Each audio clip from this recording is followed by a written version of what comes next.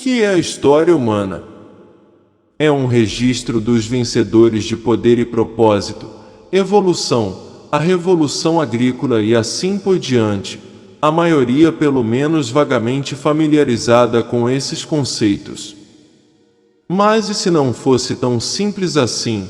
E se as histórias dos antigos contos de deuses e os anjos, gigantes e desastres são mais literais do que podem parecer à primeira vista?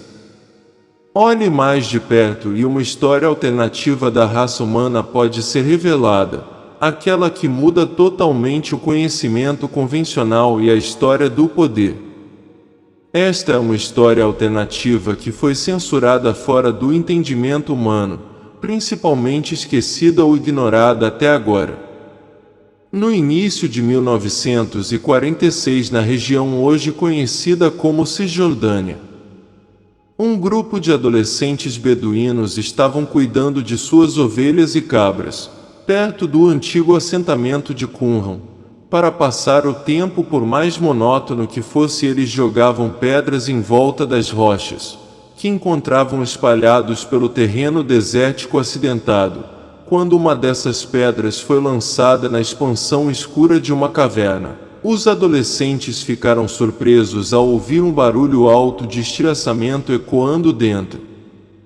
Explorando, eles encontraram uma coleção de grandes potes de argila, um dos quais estava quebrado. Embora eles não soubessem disso, naquele momento esses adolescentes fizeram uma descoberta histórica.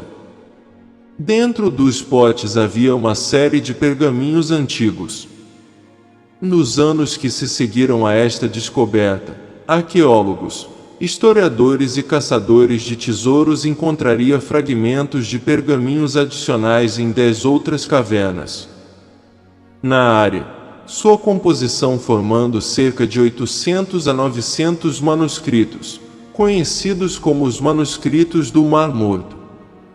Entre esses manuscritos havia grandes porções de um texto religioso não canônico misterioso, que há muito tempo foi esquecido.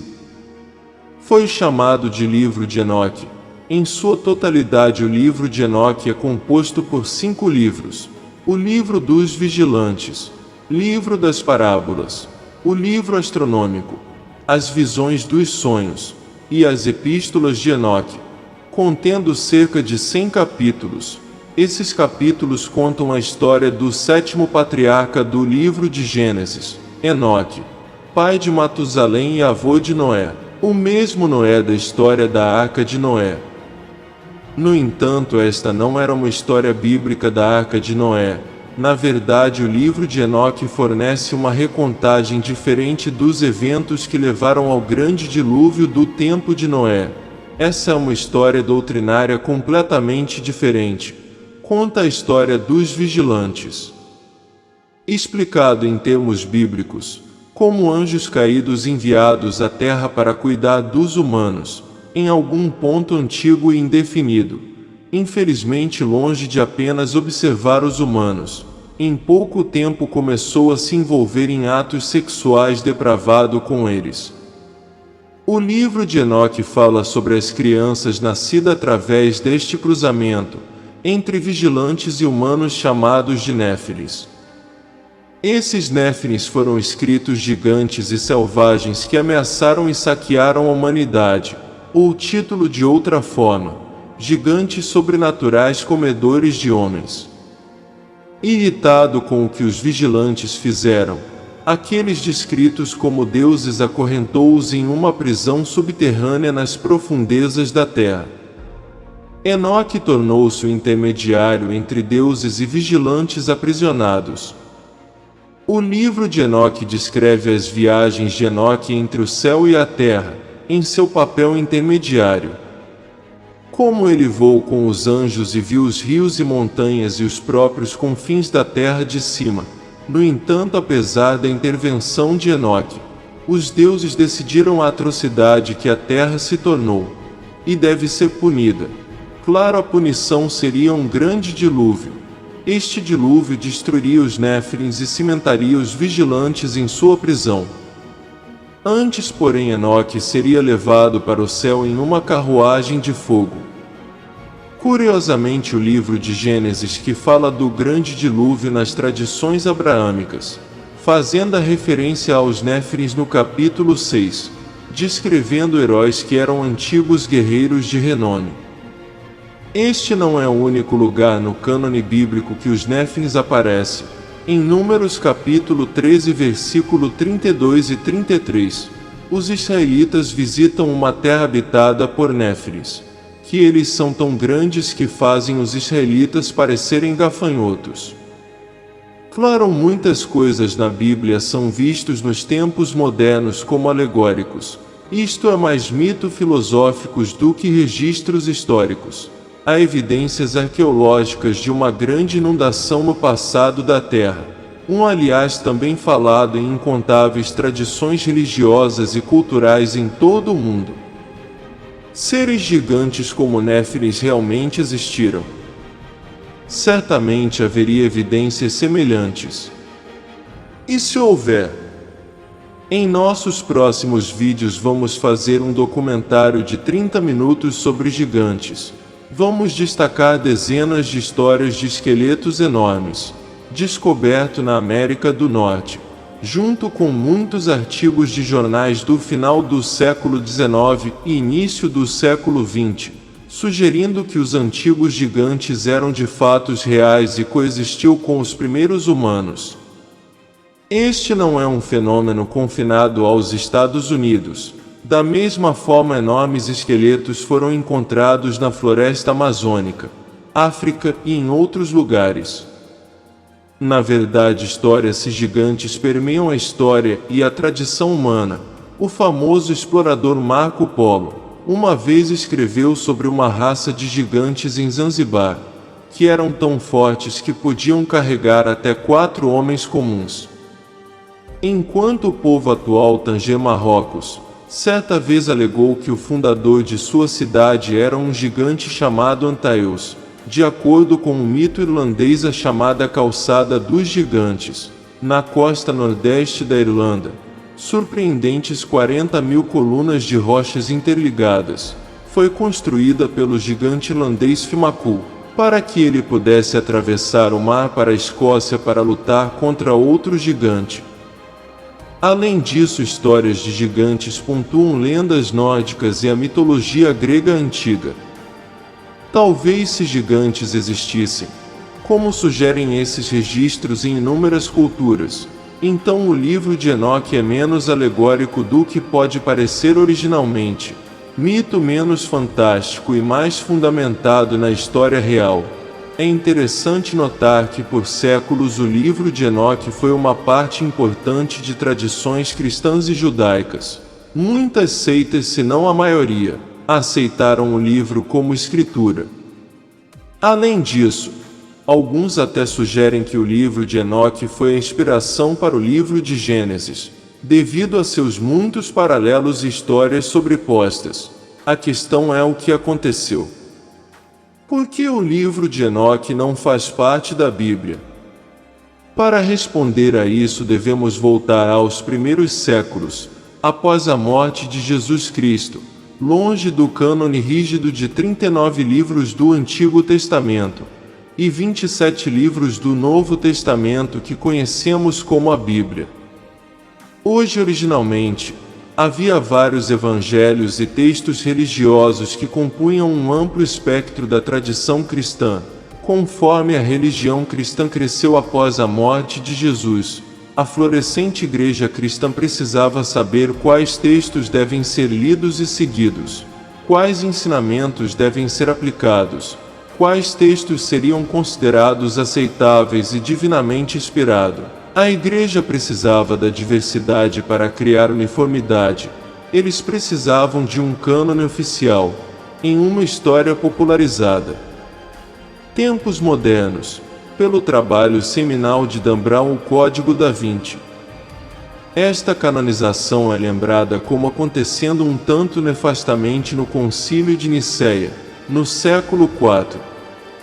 Lá, de acordo com a história, o imperador Constantino e outras autoridades eclesiásticas de alto escalão mudou o cânone cristão para se conformar com sua própria agenda secreta. Infelizmente isso não é historicamente preciso. O Concílio de Nicéia não determinou o cânone cristão oficial. Não culpe John Brown. O famoso filósofo Voltaire fez uma afirmação semelhante em 1700, mas embora a história não possa ser factualmente precisa, é precisa em certo sentido. Membros de alto escalão da Igreja certamente escolheu o que concluir no cânone bíblico oficial.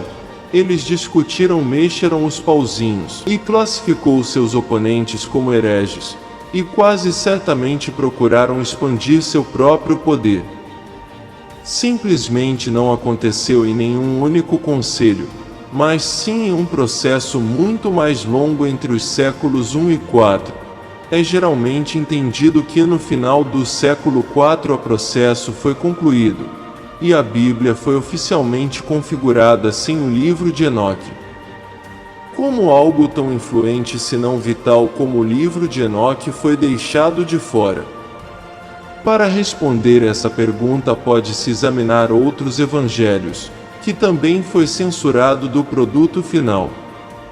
Considere o Evangelho de Pedro, um fragmento do qual foi encontrado no Egito em 1886, que conta a história perdida há muito tempo de um Jesus ressuscitado, deixando seu túmulo, e apresenta 2 anjos gigantes e uma cruz flutuante que fala. E eles ouviram uma voz do céu dizendo: Tu tens pregado aos que dormem. E uma resposta foi ouvida da cruz: sim.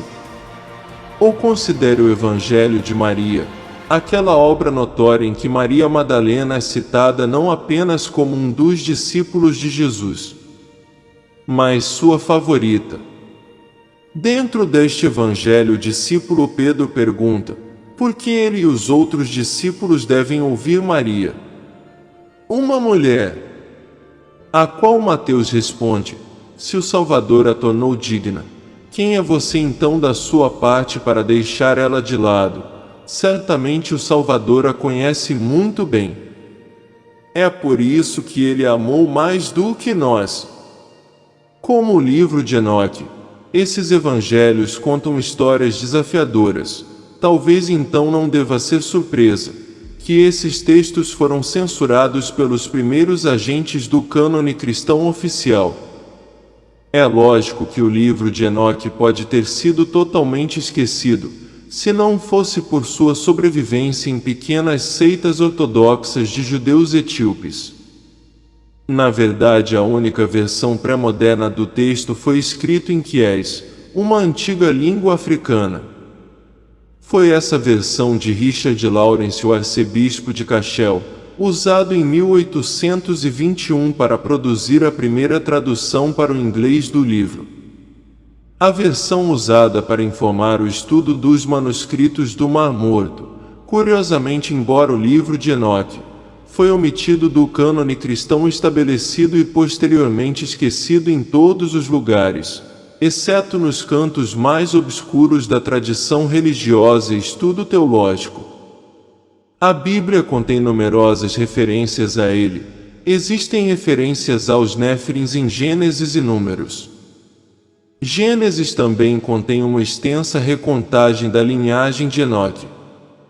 O livro dos Hebreus descreve como Deus levou Enoque embora, aparentemente uma referência a ele ter sido levado para o céu via uma carruagem de fogo, antes do grande dilúvio. Judas, entretanto, contém um parágrafo inteiro transcrito quase palavra por palavra de Enoque, sugerindo que o livro de fato serviu como uma inspiração inicial para os textos bíblicos canônicos. Além disso, Coríntios 11, versículos 5 e 6 contém instruções de São Paulo, que as mulheres devem cobrir suas cabeças enquanto estiverem na igreja. Esta é aparentemente uma referência direta ao fato de que os vigilantes no livro de Enoque foram atraídos por mulheres com cabelos longos e esvoaçantes. Esta é uma prática que permanece no catolicismo e no islamismo até hoje. Embora tenha sido censurado, até mesmo esquecido, o livro de Enoque nunca realmente desapareceu. Há algo mais profundo por trás do livro de Enoque e suas histórias incríveis. Algo que vai além de uma simplicidade, seja ou não parte do cânone cristão. Foi apontado que Enoque, o sétimo patriarca da Bíblia, parece refletir o sétimo rei antediluviano. Em Mendurana, na tradição babilônica, os antigos gregos acreditavam em que Enoque seria igual ao deus Hermes, enquanto os antigos egípcios tinham alguém semelhante em sua própria tradição. Os exemplos poderiam continuar e por isso deve estar se perguntando: por que Enoque não importa seu nome, mas continua aparecendo nas tradições dos antigos? A resposta pode ir mais longe do que os gregos, egípcios ou mesmo babilônicos, de volta aos antigos sumérios. De acordo com o texto sumério, a Terra foi visitada por um grupo de seres sobrenaturais.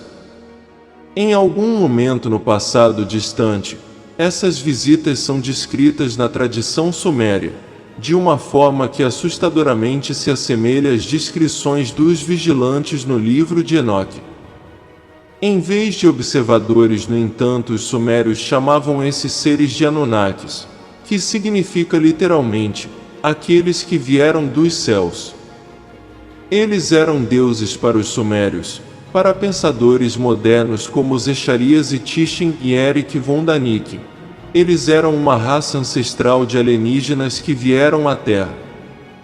Curiosamente, os textos sumérios contam histórias desses Anunnakis, bem como os vigilantes começando a cruzar com seres humanos, criando uma espécie inteiramente nova no processo, refletindo a criação dos Néfilis. Como os deuses do livro de Enoque, os Anunnakis ficaram irritados com a condição da Terra e provocou uma grande inundação. É possível o livro de Enoque, bem como outras tradições relacionadas, estão simplesmente recontando a antiga história suméria dos Anunnakis. Considere a Revolução Agrícola, que começou por volta de 10.000 a.C., durante o qual os seres humanos fizeram a transição de um estilo de vida de caça e coleta para a agricultura de assentamento. De acordo com o registro histórico, já em 9.500 a.C., no que hoje é o Kurdistão moderno, cevada, trigo, centeio, estavam sendo cultivados, aveia, ervilha, lentilha, estavam sendo cultivados, enquanto os cabras e ovelhas foram domesticados. Há cerca de 500 anos depois disso, a fundição de cobre e chumbo ocorreria na região, ao lado da tecelagem e da fabricação de cerâmicas. Além disso, essa antiga cultura curda foi a primeira a desenvolver um script, sendo uma das primeiras sociedades letradas da humanidade. Alguns perguntam como esses seres humanos poderiam ter feito esse salto tão rápido. Curiosamente, o povo curdo afirma ser os descendentes dos filhos de Jin, os filhos dos espíritos. Esta é uma referência cultural milenar, a procriação entre Anunnakis e mulheres humanas de acordo com os sumérios. Foram os Anunnakis que trouxeram conhecimento avançado em tecnologia para os seres humanos, dando uma mão amiga, por assim dizer, para a progressão da civilização humana. Muitos sugerem que isso explica monumentos aparentemente impossíveis, como as pirâmides de Gizeh ou Teotihuacan, aqueles monumentos antigos de sofisticação extraordinária, que é completamente inexplicável pela cultura e circunstâncias sociais de registro histórico. Talvez isso também explique como os seres humanos foram capazes de fazer transição de caçadores e coletores nômades para a civilização sofisticada em um período de tempo historicamente insignificante. Incrivelmente, o livro de Enoque descreveu um processo idêntico, ocorrendo com os vigilantes, os Anunnakis fornecendo conhecimento e tecnologia avançada. Eles ensinam metalurgia e mineração aos humanos, ciência e medicina, como ler e escrever e como ler as estrelas. Eles ensinam os humanos a usar cosméticos e fazer joias, e revelam os segredos da arte da guerra. No livro de Enoque, capítulo 18, versículo 1 ao 3. E Azazel ensinou os homens a fazer espadas e facas, escudos e couraçás, e ensinou a conhecer os metais da terra. É a arte de trabalho, lousa e pulseiras e ornamentos, e seu uso, antonimos e embelezamento das pálpebras, e todos os tipos de pedras caras e todas as tinturas coloridas. E surgiu muita impiedade, e eles cometeram fornicação, e foram desencaminhados e se tornaram corruptos em todos os seus caminhos. Foi o livro de Enoque dessa forma, meramente refletindo e recontando a história dos Anunnakis. É interessante que o exemplo mais comum, dado de algo completamente inexplicado pelo cultural e circunstâncias sociais de registro histórico. Isto é algo que os Anunnaki certamente deve ter ajudado os humanos antigos com as pirâmides egípcias. De acordo com o antigo historiador árabe Al-Makrizi, essas pirâmides foram construídas por um rei chamado Savridge, que viveu antes do grande dilúvio. A propósito, Savridge traduzido para o hebraico é Enoque.